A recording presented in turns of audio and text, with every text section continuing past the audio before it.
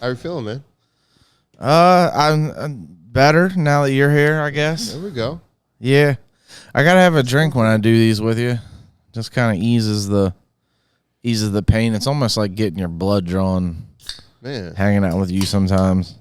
that's I mean, I love you the most, but I can't just hang out with you and have fun. There's got to be some type of work involved, and I appreciate that because I enjoy that. I do. I can. Shoo!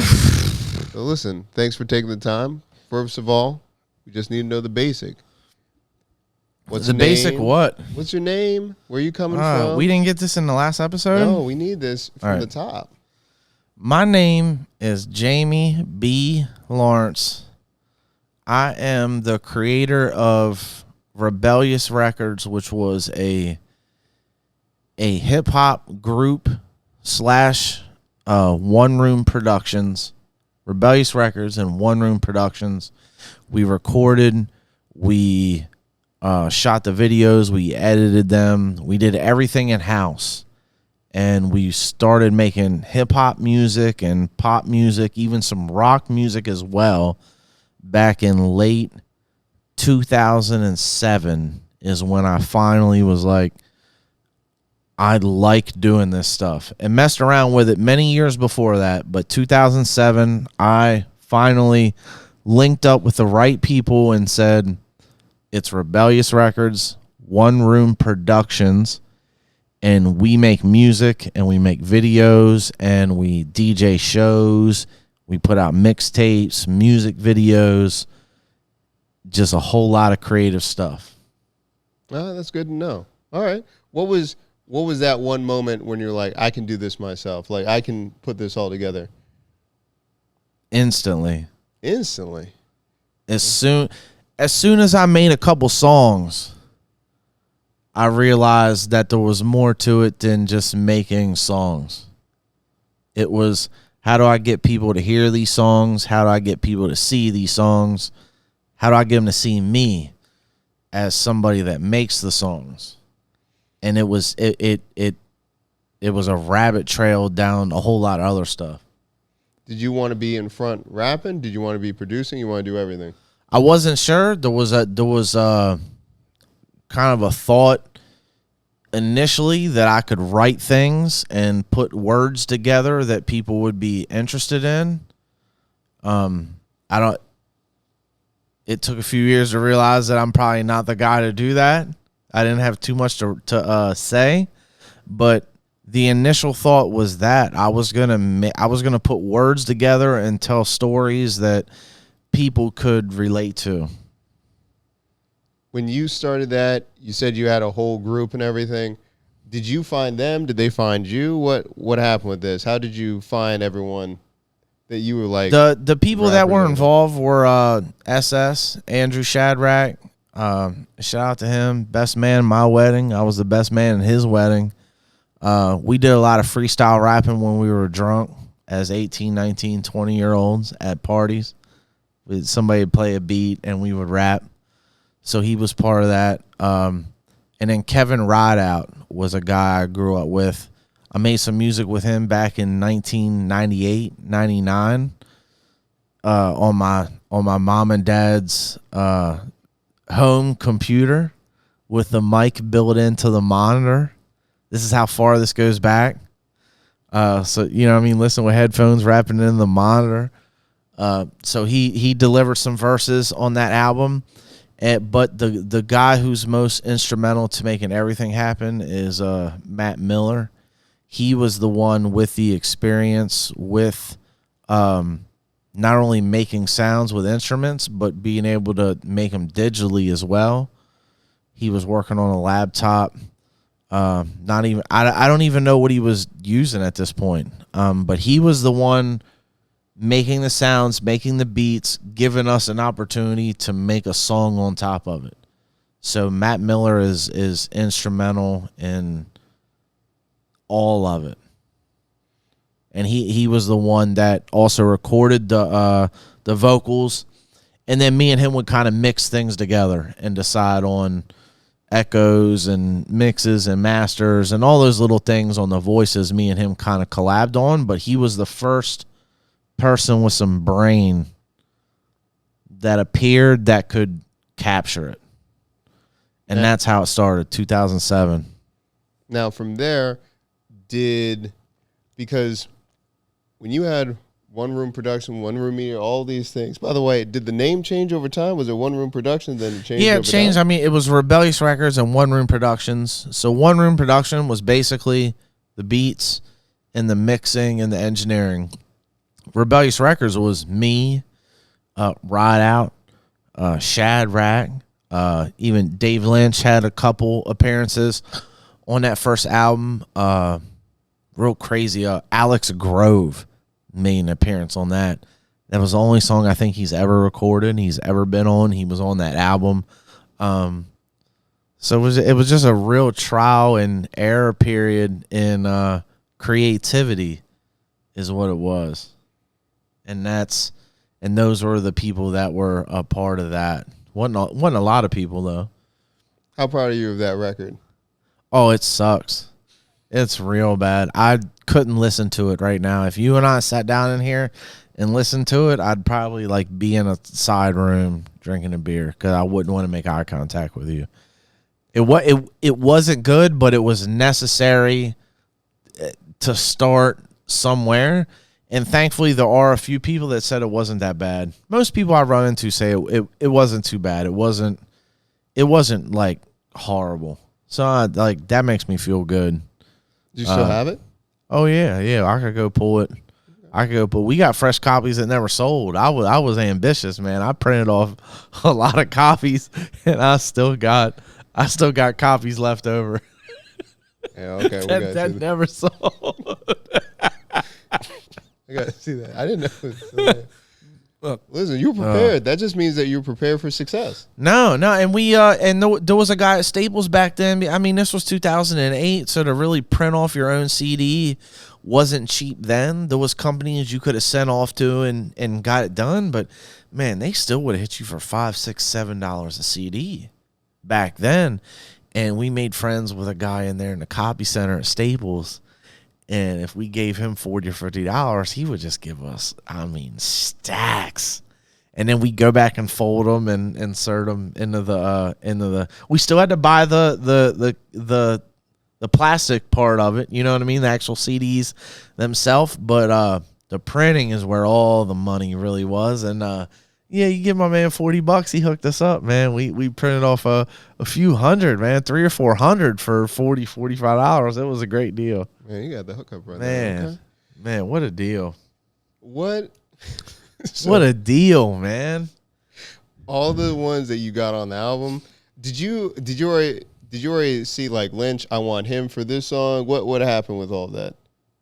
No, it was so new and so unheard of that there was some people recording music in our area at that time, and it feels weird because it was only 15 years ago, but 15 years ago, if you wanted to appear in a real studio and you wanted it to sound really good, man, it cost a lot of money. And we were working with a $15 microphone, and it was Matt that somehow was, I don't know what he was doing, because even YouTube in 2007 was nothing. There wasn't tutorials on YouTube in 2007 to learn how to do something. So it was a lot of trial and error, and whoever kind of showed up while we were having a good time, and if it was good enough to make it.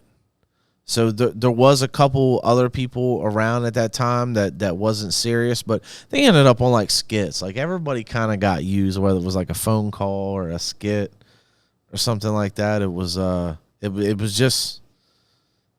what it was, and we made the most of it then. Tell me about, you started obviously years ago, finding people, putting everything together. Tell me a little bit about that eye or that sound, how you can just find people. Now you're finding people right here. Did you find any like standout artists or anything like that? I found people when we started, but didn't have the IQ to do anything with it. There was a few guys. There was A Money. There was Big D. There was Money Boy. Man, Wallow the Raider. I'm throwing crazy names out there now. My man Keith Essex. I went to elementary school. Keith Essex was around. My man Nails. Shout out to my man Nathan Henderson. Nails. What a innovator. There was a whole lot of people just creating things, but nobody knew at that point in time. You were just making stuff and hoping something stuck because the internet was new at that time. The way, the internet we know now is much different than it was then.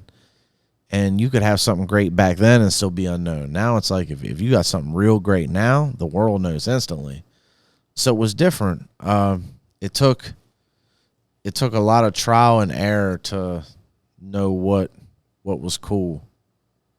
But none of it was cool for the first 10 years. None of it was cool, man. None of it was cool enough to do anything out of bounds with it. What was that one that was a hit? Well, the momentum initially started with Lil Skies. At that time, started working with him when he was 12, 13, 14. I'd been filming music videos for his dad, who in his own right locally was, the best to ever do it. Made a lot of really good songs.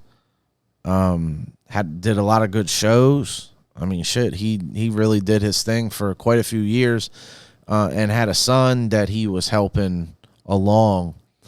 And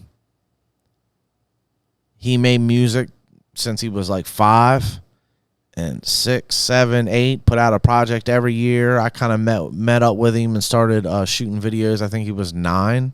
What year at that was point that? in time. That would have been 2010, maybe. I might be a little off on that, but around 2009, 10, 11, in that area. And he had already been making music for a while, so he kind of, him and his dad had everything figured out, and did a great job of it.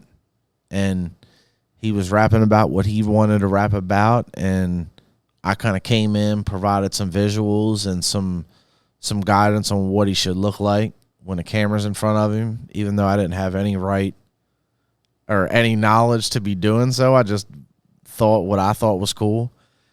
And he wasn't even doing crazy now. I mean, he would do a music video and it'd do like 1,500 on YouTube. But like, man, the local rappers around here was not doing 1,500 on a YouTube video back then. They were doing 150, 300, 500 if you were like, people was really checking you out, which is like sad, the way the internet is now. But he was one of the first somebody else that I saw outside of myself that had an unbelievable amount of talent and a marketability about him that I wanted to participate in and could put my name on it and feel good about it. Like, he wasn't a 15-year-old rapping about shooting people and selling drugs. He was rapping about getting his mom out of the projects. He was rapping about making his family's life better and how he would make some sort of change in hip-hop. And that's what I liked about him the most. And so I was willing, as I might have been 25, 26, and he would have been 13 or 14. And I, much older than him, but supported what he was doing. And that's who I got behind pretty big. You mentioned finding him, his image. You're like trying to go this way. Tell me about, what did you see in him? You're like, I think you need to do this. Talk about that process. What did you see? The crazy part about that is there's stuff that I would have wanted him to do differently, but I'm glad he didn't, and I'm glad he didn't listen to me because I didn't know any better. The best part about Lil Skies is he did exactly what he wanted to do, and it worked for him, in his time period, in his time frame, and is in his generation that I didn't know anything about. And so here I am, the guy that, you know, shot his videos. I mean, all of his videos. I did his first radio interviews. I did all of his behind the scenes and all these things, and I was heavily a part of it. But it, you know, he figured that out, and I had zero to do with it, which is the best part about it, really, because I didn't have nothing to do with it. I just got to kind of witness it from afar, be a part of it, but not really a part of it at all, you know? I hear what you're saying, but, you know, it reminds me of, you know, years ago, obviously, when we were kids or much. Remember when they say about, like, MTV and they talk about videos and, like, it's a whole other game, right? So, like, you can have the lyrics and the vocals and everything, but when it's visual, it does something different. It did. I mean, you making the videos, that's still a big part for people to see and associate with it. You know what I'm saying? So you did a lot with it. Like, if you weren't there for the visuals, his music was still going to be there. But think about how big music videos are. I mean, in 2009 and 10, huge to do an independent music video. But I don't want to take I don't want to take any credit at all for anything he did, because everything he did was a learning process for me. Because while I was filming those videos, I was kind of at the same stage creatively that he was writingly, if that makes sense. Even though he was 14 and I was 26, I got to do things and try things and put them out that I may not have had otherwise. And, you know, today looking at those videos, all of them are in the millions, which is super cool.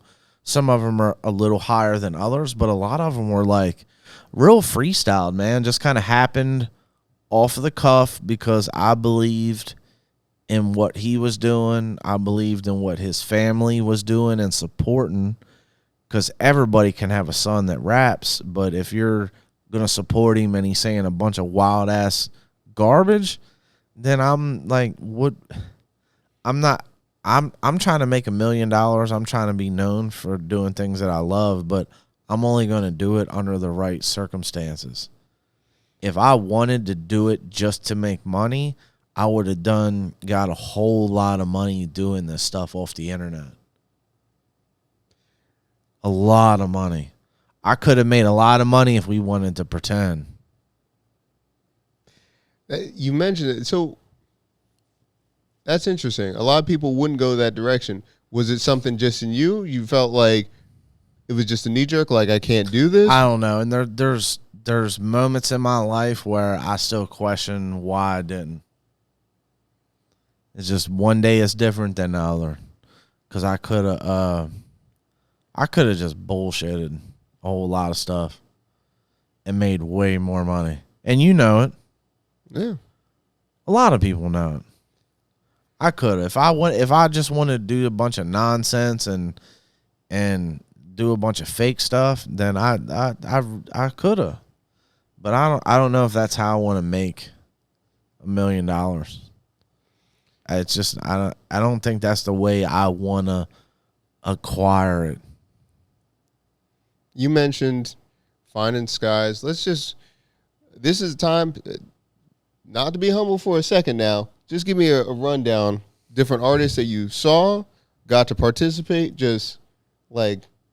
I mean, Lil Skies was number one. Number two, and he ain't gonna like this. He's not gonna like it. But Arizona Zervas, who's and we can sit here and trade blows, not trade blows, call it truth for what it is. He's not nearly as big as what he could have been or should have been. He had a great song in 2019, and I believe it was the biggest song in 2019. And he's from 6 miles from here. So congratulations to him. I'm saluting you till I die.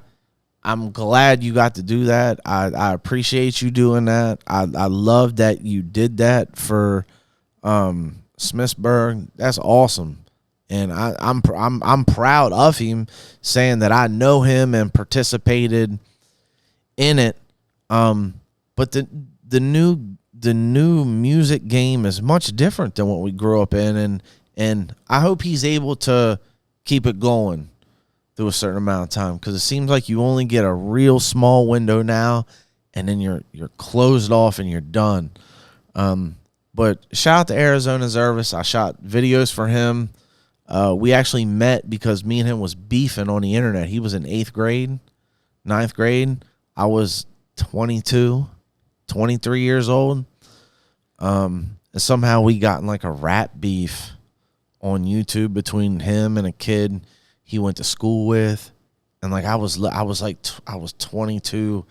I was making YouTube videos making fun of a kid in Smithsburg, Maryland, in middle school. I mean, I'm lucky his parents didn't come and try to punch me in the mouth. Looking back on it, but that when I was making music at 22, 23, like in 07, 08, 09, I thought I was that good. And if you made a song and you made fun of me, it was worth my time to come after you and make another song and go against you and prove that I'm top dog. And I didn't care if you were 12 or 52. I was doing it. So that's how I met Arizona, and we ended up becoming friends.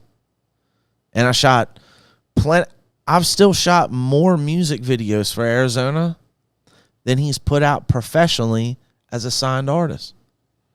And you can't find none of them on YouTube, and that shit is super disappointing. It's super disappointing that all that has been removed by him, by whoever he signed to.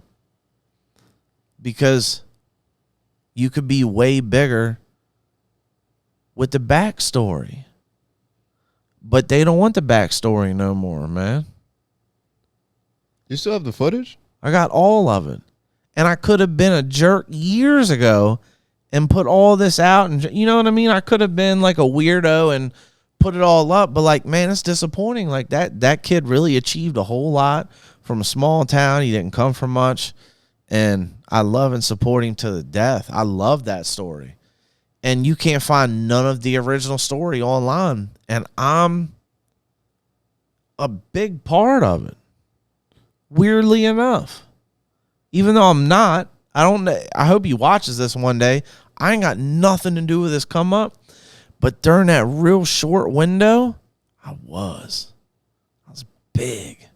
I was instrumental in him being big around here. So, whatever happened? So from that point, did he leave and then get signed? What happened with that one? He left. Was in California for a couple years. Put out a song out there with a producer he had met, and that's his claim to fame is Roxanne. That's his big claim to fame is that song, and I don't know much more about it than that. Let's just put it that way. But that was the biggest song in 2019, and life is so crazy, right? Because he had a guy that I knew from around here had the biggest song in 2019, more streams than anything, more than Post Malone. Like, that's not a joke. It's the biggest song of the year, most streams. And then 2020, who had the biggest song of the year? I was a part of that. So it's just real. It's a real crazy. It's a real crazy life, dog. So when Skies was doing his thing, that was probably like 2017, 2018. Then Arizona, that was that was 2019, and then you had Mario Judah in 2020. Thinking about all the different artists, different ones you met. Think about some of the biggest songs of the year. Think about Skies. Think about Arizona Zervas 2019. I didn't have nothing to do with none of those. All right. I had nothing to do with any of those except that I appreciated those guys' talent when they had it, at the moment they had it, and was grateful to be a part of it. And thanks to both of those guys for allowing me to shoot the videos, do the interviews, behind the scenes, whatever it was. I'm real thankful to be a part of that. It was a great time, and I'm glad that I could do that at that particular time with those guys. But I had nothing to do with anything big. But are we talking about Mario Judah? I had 100% to do with everything that he did. Let's break it down then. So this is 2020. What was going on in 2020? What were you doing in 2020? I was in my house. I was in here drinking Johnny Bootlegger. That's what I was doing. I bet you were. I was doing nothing.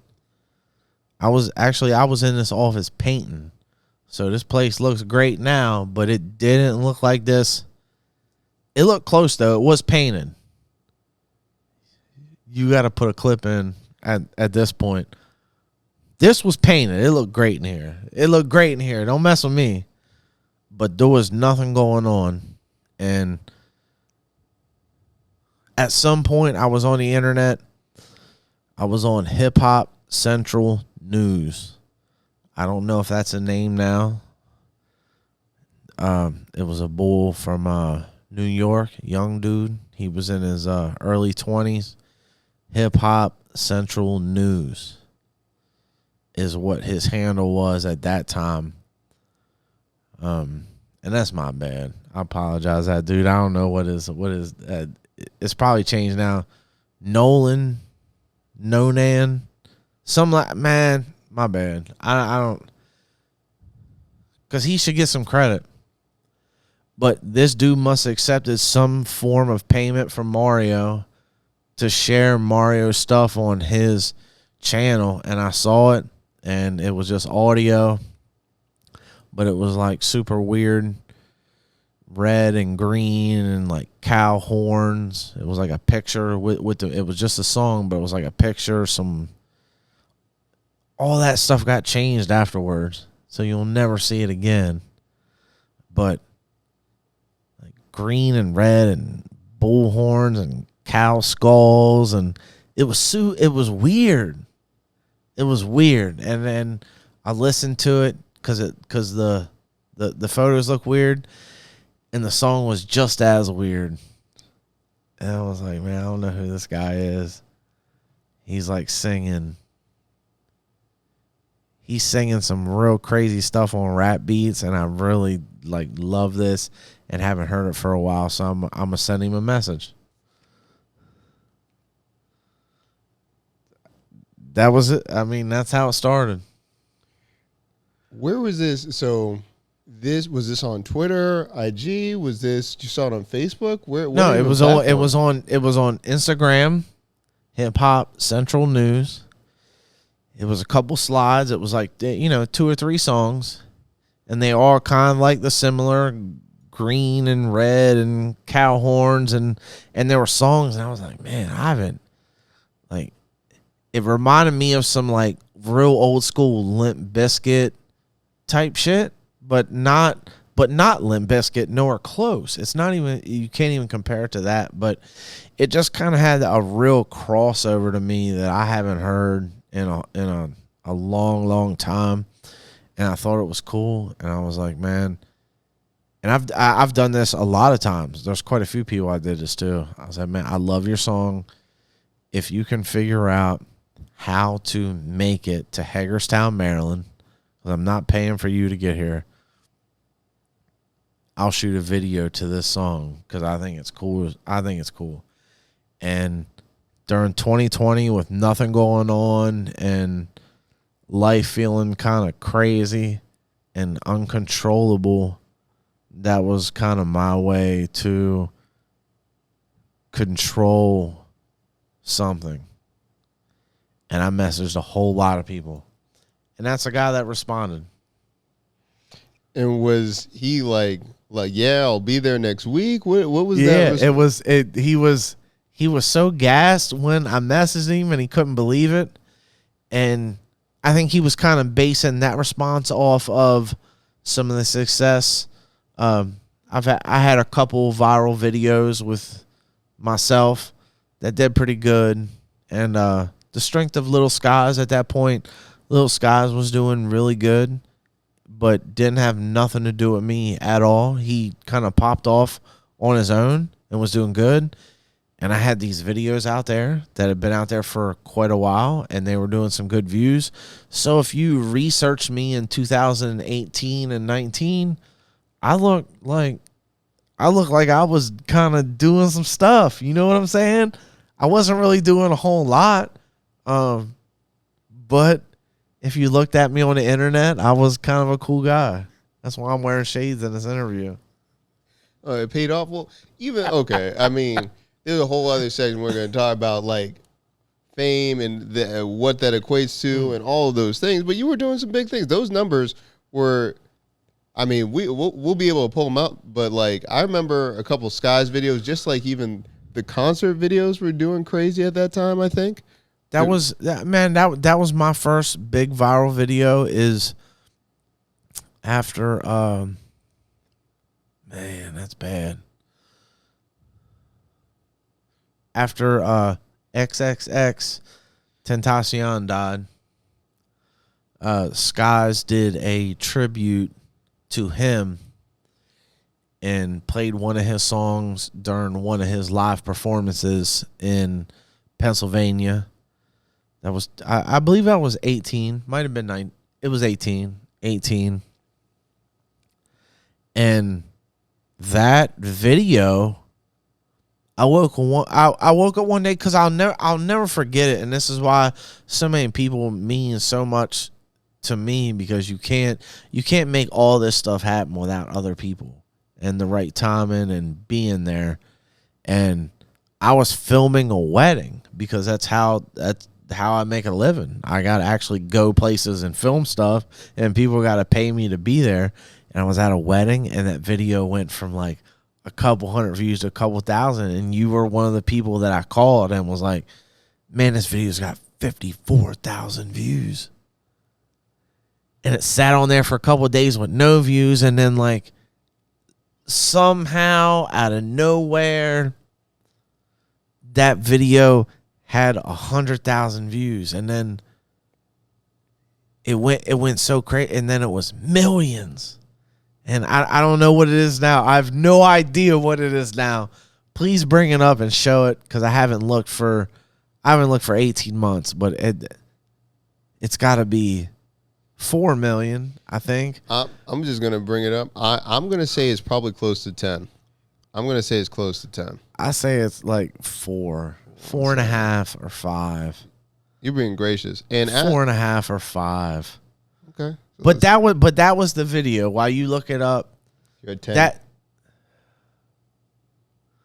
Man, You're at 10 with that, and then Lucid Dreams is at 5. that was a whole separate situation. Wow, 10 million.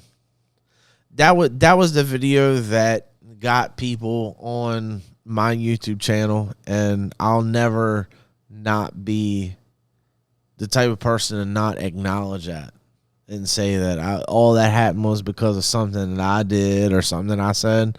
None of that happened without that video. 10 million. And then the second most video would have been the after, and it's so crazy that it almost sucks that a lot of this came from publicity of artists passing away.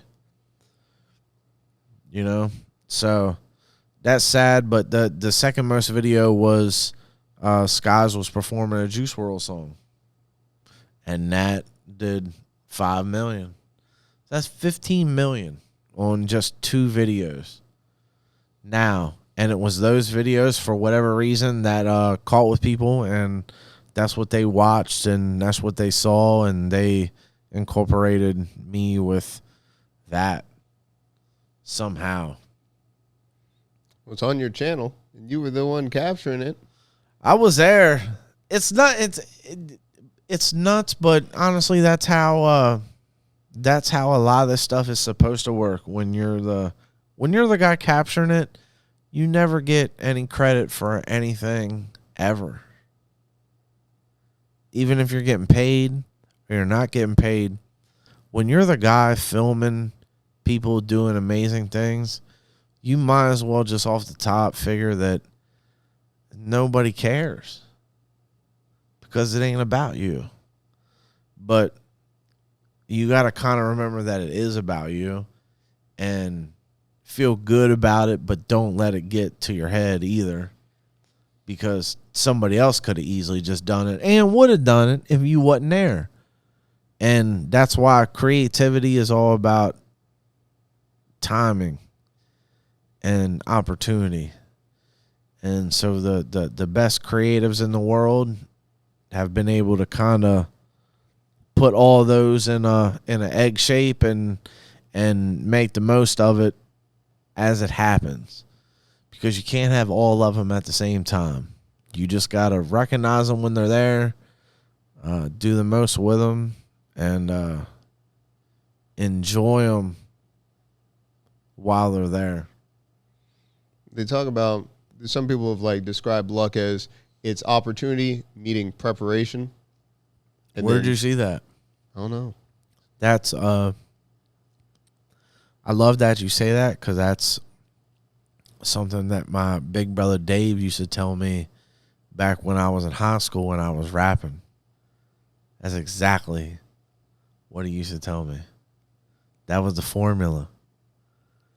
That was a formula my brother Dave gave me back in 2001. What you just said. And that's the formula. And I could never figure it out making music.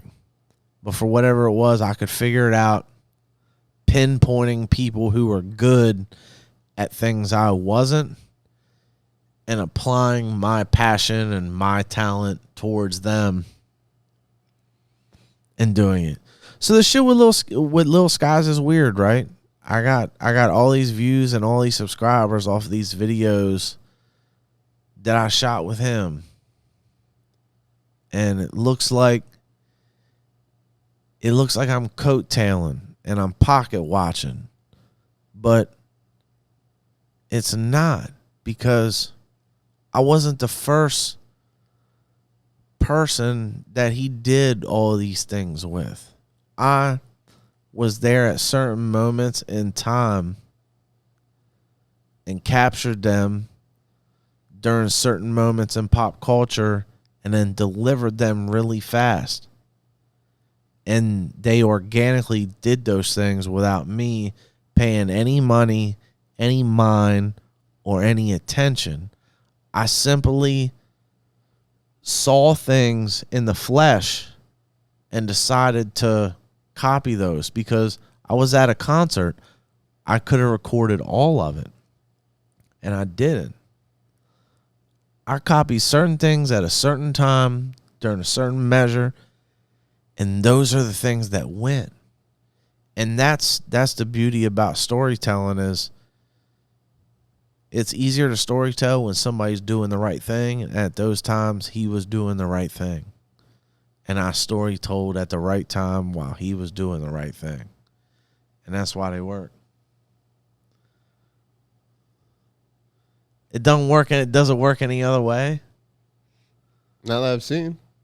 I think it's just that, like, anybody else could have done that. There was hundreds of people in front of him doing certain things that I was doing, and they didn't work for them, but they worked for me. And that's why that's the way life is set up, and my story is intertwined with him, whether he makes 100 million or he makes 1 million or he retires from the game and never does anything. I still love what he did, when he did, and how he did it. Because I'm gonna be here. If he's hot or not, I'm still gonna be lingering around, and I'm still hot. I'm telling you. And I don't think that's being like disrespectful or like this isn't. It's just facts of what you're seeing. You're just seeing time. Life allows you to make perfect timing as long as you're participating and giving it a shot to happen. And I've really been like super lucky when it comes to that sort of stuff, because I was participating with time I didn't have, but I did. But most people my age would rather watch football, would rather watch basketball, would rather gamble, play softball, go bowling, play flag football, play basketball. And I was using all my time to create stuff. And I got like super lucky, man. That's all it is. But like you were saying, you got to participate. It's got to be timing. But also it takes talent to document it in a certain way that makes it work. But the only reason I've ever came about the ability to document it lately is because very early I turned a lot of this stuff into a business and was able to somehow convince people to pay me money to document their event, their wedding, especially because I've done, at this point, I'm 150 plus weddings in the course of 10 years.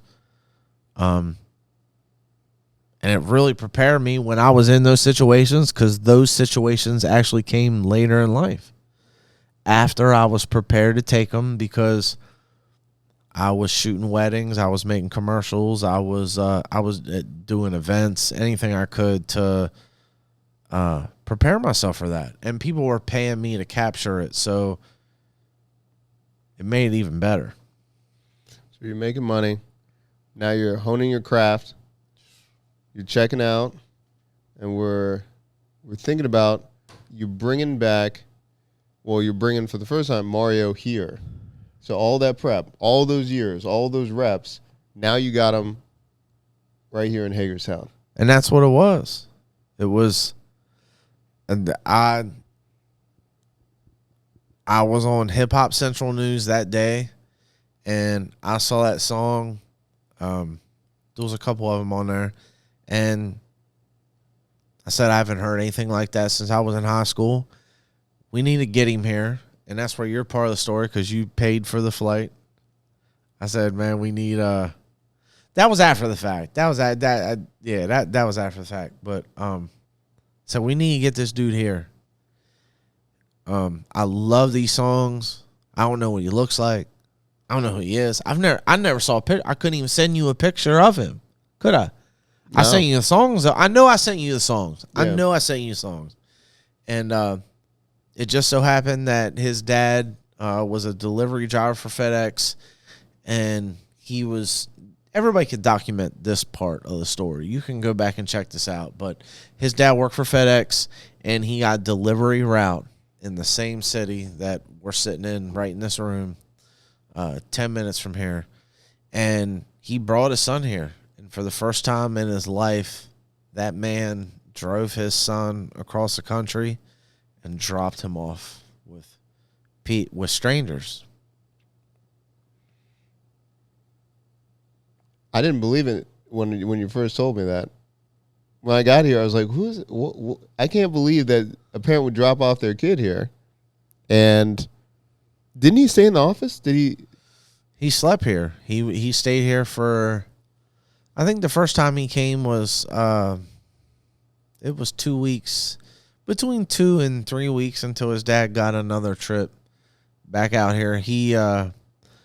But his dad paid for him to stay in a hotel a couple miles from it, because we didn't know him. We you know what I mean? We didn't know what was going on. Right. He stayed in a hotel for about 2 weeks. We shot 2 music videos, and we wrote and recorded a song in those 2 weeks. You thought we would have been way more productive, but that's what we got done in 2 weeks. He was home for about a month. I got the video done. Took about a month. I'll be honest with you. When he left and I shot the video and I looked at the footage,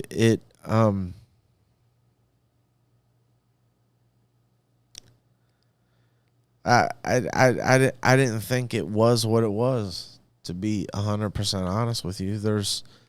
We always know shit, stuff's cool. I thought he was super unique. He didn't look like how he sounded, which I think is very important in today's music. You cannot look how you sound. That's a real big plus, the biggest plus in the game. But the video, I feel like we didn't go all in. But we released it anyway. And the first day, it did like 500 views. The second day, it was at like 12 or 1,500. And I was real gassed, man, because I've put out a lot of videos over the years with no promotion. Nobody knows who the artist is. Nobody knows nothing about this guy. And to do, 12, 13, 1,400 in 24 hours, 48 hours is a big deal. And then the next day it was 3,000. And then it was 6. And then it was 10. And then it was 15 and 20. And I'm sitting here and I'm losing my mind because I know, and the only reason I know, and I can't even attribute it to knowing, because I'd shot videos for Lil Skies, these videos that we already talked about, and I watched those go viral. So I understood what the numbers would look like day to day, and this number started looking like those numbers day to day, and I was just, man, I was sick. My stomach hurt.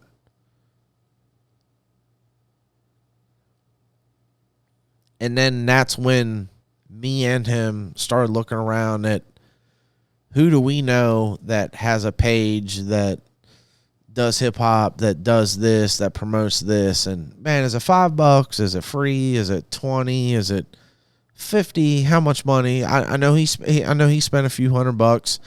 I spent a few $100, and this is insane. We don't know what's going on, but let's go ahead and do our due diligence too and share it to everybody we know. Give everybody their $5 or $10, whatever it is. Share it. And it was 100,000. And that's when he came back. He was gone for like a week. Did 100,000 in that week while he was gone. And that's when me and you kind of looked at each other and made a decision like, this is a big deal. And how much was that plane flight? I think it was less than 300, probably like. No, it was more than that. Was it? Man, I just remember it didn't matter the price. I was like, this was 2020. Oh, yeah. You booked it 2 or 3 days before. Yeah. In the heart of COVID. You paid, and that's one thing I always got to give you no matter what, is you were instrumental at that point in time, because I didn't have that full amount to pay that to fly him out here. It was more than you think. I can't even believe you don't remember, but that's how you know you got too much money. Your life's too good. Your life's too good right now if you don't remember how much it was. Listen, I just remembered those numbers. I was like, it doesn't matter. Like, this is. I know. This is, and you already know. Because you recognize what it was. You're one of the few people that understand what it was. But I remember what that ticket was. I gotta go back. It was over 700.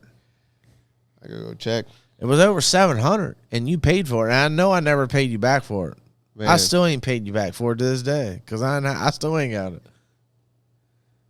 And you got him back here, and it was overnight.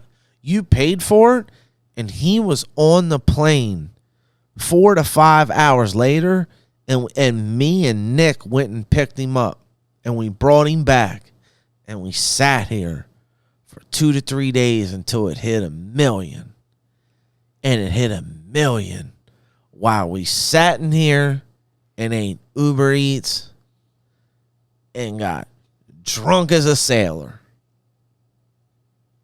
You didn't, but we did. That's how quick it happened. But he wouldn't have came out here. It was that you booked it because flights were a little easier to book during that time. There was a lot of cancellations or what have you. It was like, listen, you're getting on a plane in 3 hours. Need you there. And he went. And he got on. And he showed up. And we pulled up. And this is where we spent the next 2-3 months. Just talking about, all right, so Mario gets back here, hits 1 million, video hits 1 million, in the office. What happens after that?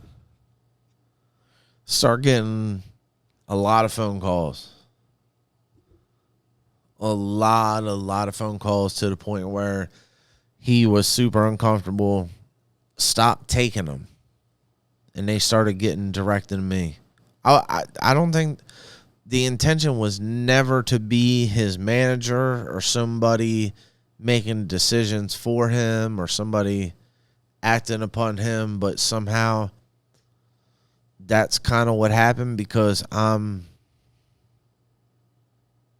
don't know who I am, to be quite frank, but I've been given some sort of ability to talk to people and be able to sort out nonsense real quick. And so that's what I did with him. And we talked to a lot of A&Rs from a lot of different labels. We talked to some real important people that I'm never going to talk to again. Unless somehow I stumble upon that sort of talent. But I'm never going to talk to him again. But when I did get to talk to him, I was talking some shit that I shouldn't have been. But it felt good when I did it. And what you want me to say, man? I'm from South Hagerstown. I was talking to some people that got way more money than I'm ever going to come across. You know what I mean? Me, you, everybody you know added together. We're never going to have that much money. And I was talking kind of nuts. But you know what? I'd probably do it 10 times again. I mean, seriously, you know me.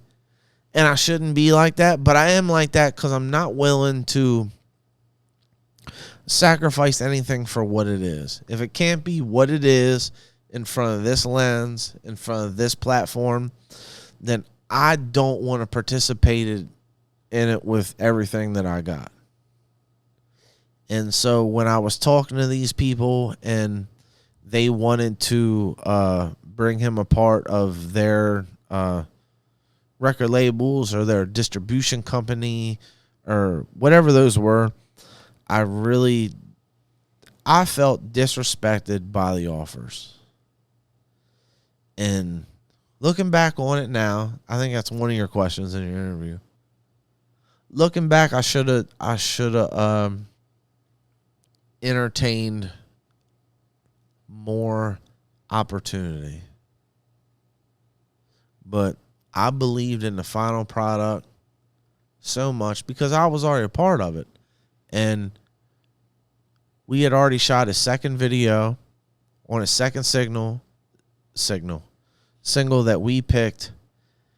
And we shot and edited the video in this location the same night while I sat here and drank a bottle of wine and had the best time with my best friends during the worst time in modern American history that my confidence level might have been just a little bit too high because we were shooting music videos the same day and editing them and uploading them on YouTube the same day with no budget, with nothing except our own minds and some Johnny bootleggers and a little bit of pot. You know. Yeah. You know, like we've done some extraordinary stuff with absolutely nothing at all. And it's real cool stuff. It's not, there's nothing amateur. We're not faking nothing. We're not making up any stories. We're not pretending to be anybody that we're not. And that's what we did, and it was working. Every time we did it, it was working. Talking to all the different record labels, all those things, did you think that you were going to find the right offer right away? Do you think it was going to take a couple months? I don't know what I thought, and now that I know what I know now, based off virality and what you're doing is cool. Everybody does some, not everybody, but people do some cool stuff in America and worldwide. And it's cool for 30 to 60, 90 days. And that happens, 4, 5, 6, 7 times a year. And it's happened that way for past 10 years. But until you're the person that does that for 60 to 90 days, you have no idea what it's worth. And I wasn't ready to fully, I don't even want to say I wasn't fully ready to capitalize. I feel like anybody that offered us money based on what we were doing strictly in-house, as far as writing the lyrics, making the song, engineering the song, coming up with the treatment, shooting the music video, doing the interview, delivering the behind the scenes, delivering the video, doing all that, I felt like anybody that offered me money, it wasn't enough money that I couldn't have come up with the money my own and marketed it myself in a way that I thought did me and my family respectively.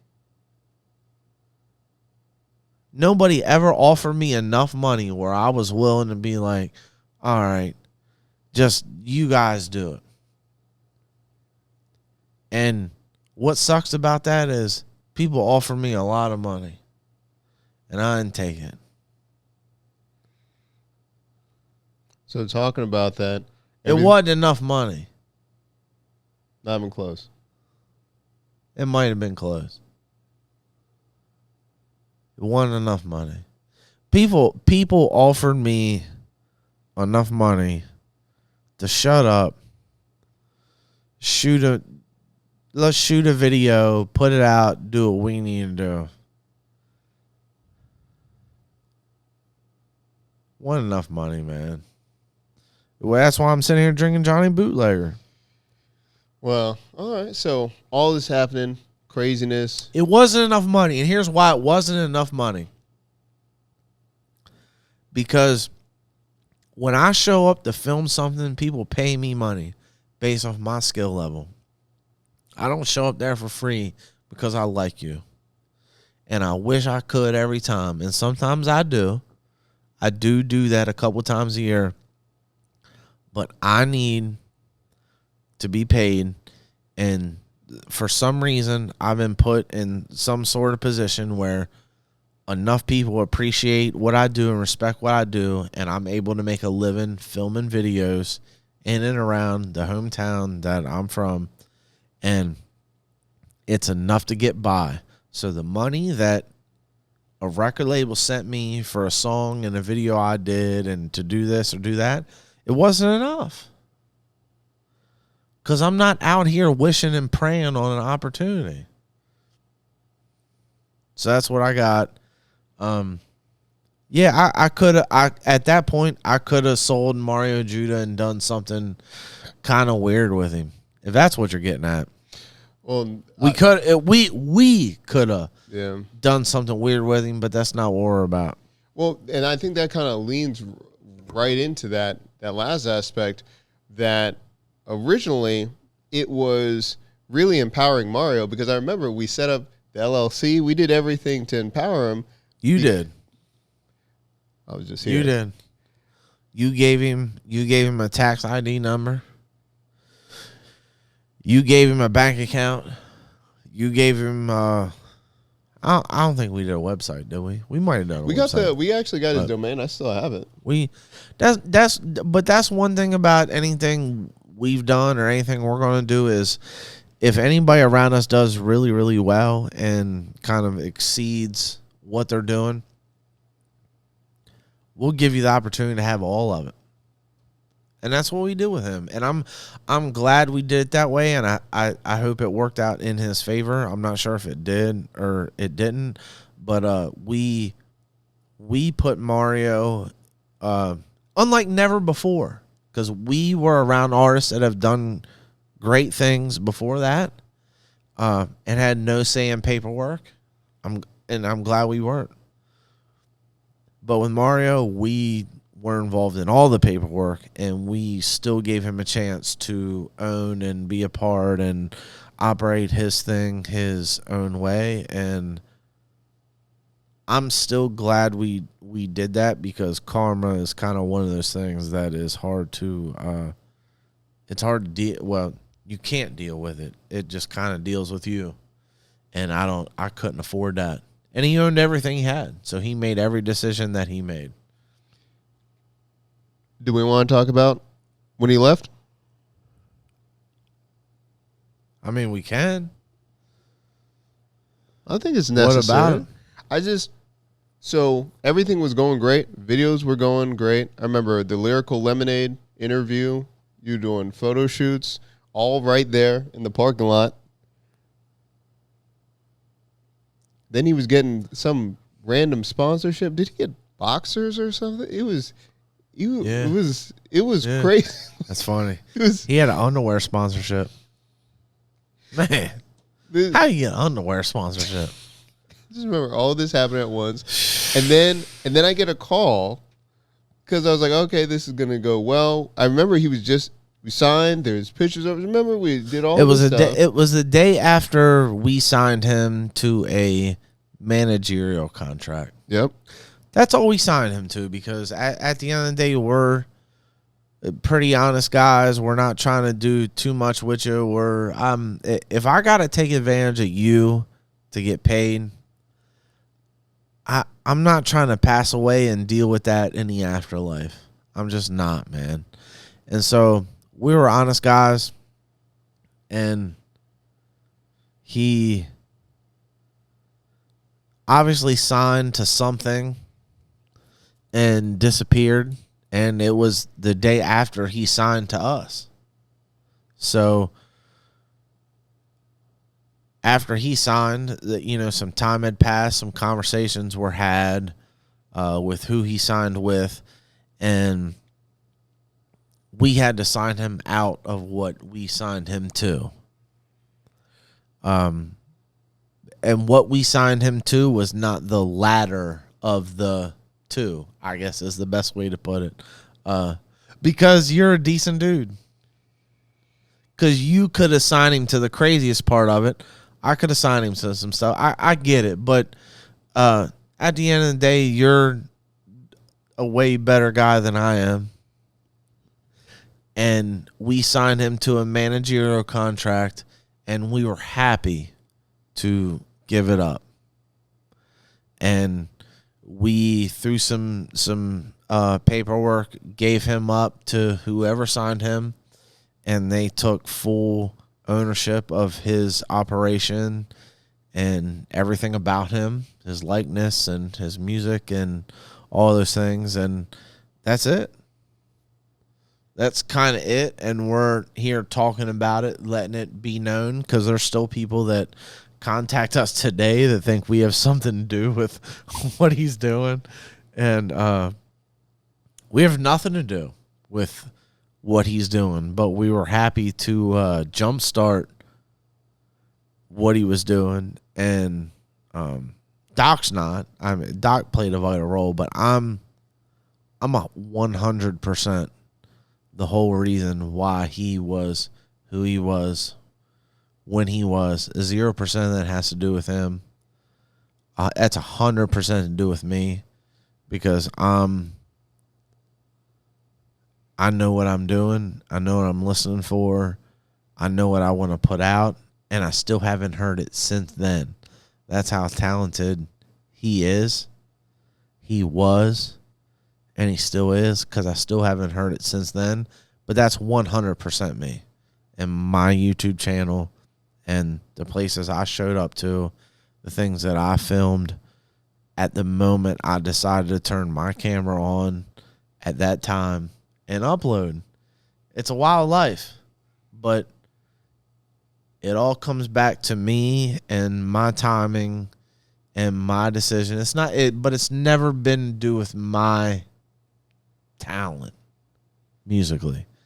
But I've never portrayed it as my talent. It's more of my timing. And I have impeccable timing.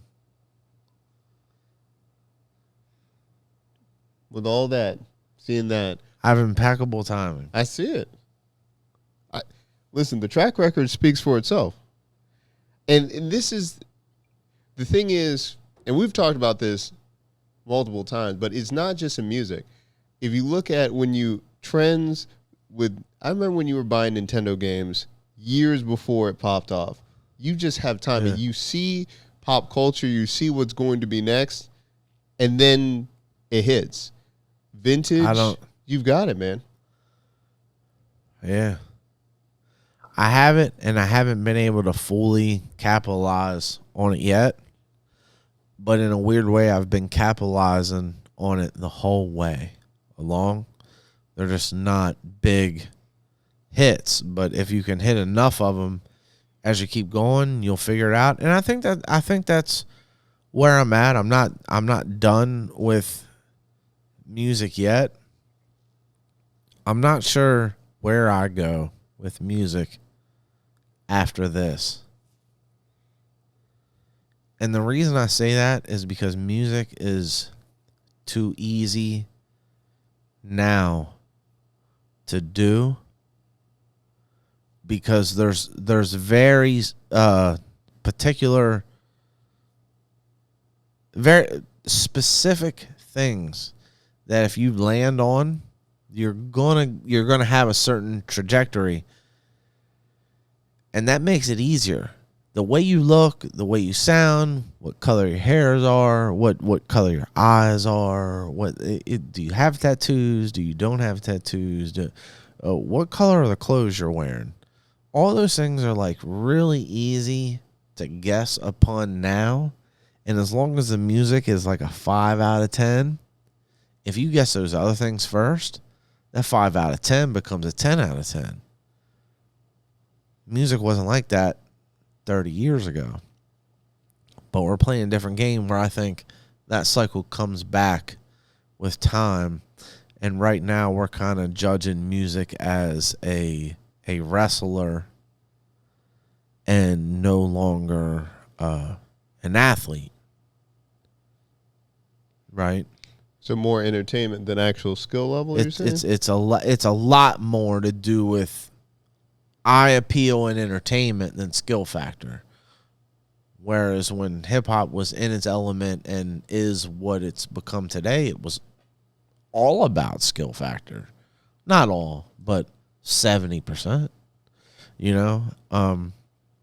So that's why it's cool to watch it. I don't think we're done yet. I think we're going to be able to transform with time. But in these past 2, 3, 4, 5 years, it's a confusing time on what is cool. And I don't think anything going on right now should be written down as anything significant either. I think it's just a trend. Tell me more about that. What? You saying almost like the artist itself, or to try to find them? All of it right now is so fast that you can't really count on any of it. Anybody that's super popping right now, that's super cool, that's super in your face, and your children know about it, is not built to last like it would have been at another time. And it's just not going to be talked about when it's time to talk about it. This kind of period of time is going to be talked about as a, man, that was a fast time. You remember these 20 people during that 10 years? That's what it's going to be talked about. And you're not going to be able to remember everybody. Through this journey with Mario, seeing all these trends, was there something that you wish I asked you about that sticks in your mind? You're like, man. That's it. That you didn't ask me about? Mm-hmm.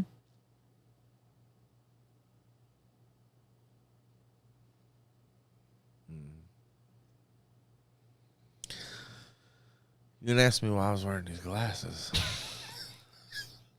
She asked me why I was wearing. Why are you wearing these pizza because glasses? these lights are bright here, it's man. not, I mean, it's a little bit, but I think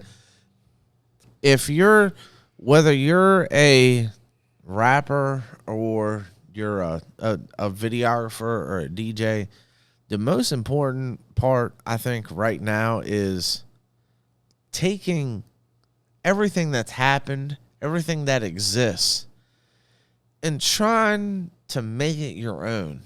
Because I don't think you can come up with something original anymore. How do you kind of mix something from somewhere to make something, I think, is what differentiates you. I think Mario Judah was very successful with that, and it's something that kids haven't seen in 15 to 20 years.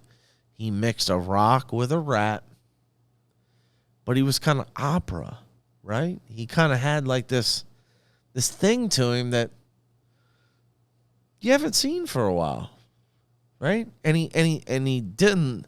When you heard the song, he didn't look like what you expected him to look like. I think that's super. That might be the most important part, is not looking how you sound. And in a world where we're so fixated on what we look like and what we sound like and where we're from and where we're born from, and you know what I mean? What are we? Who are we? Male or female? Are we black or white? Are we all these things that we get caught up in? They're important. They're like super important. And if you hear a song and it does not look or sound like somebody you would expect to be making it, it's so intriguing, man.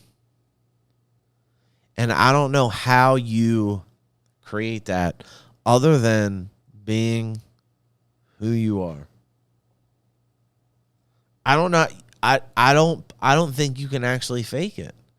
I don't think you can fake looking and being and sounding like somebody that doesn't come from that sort of place or that sort of.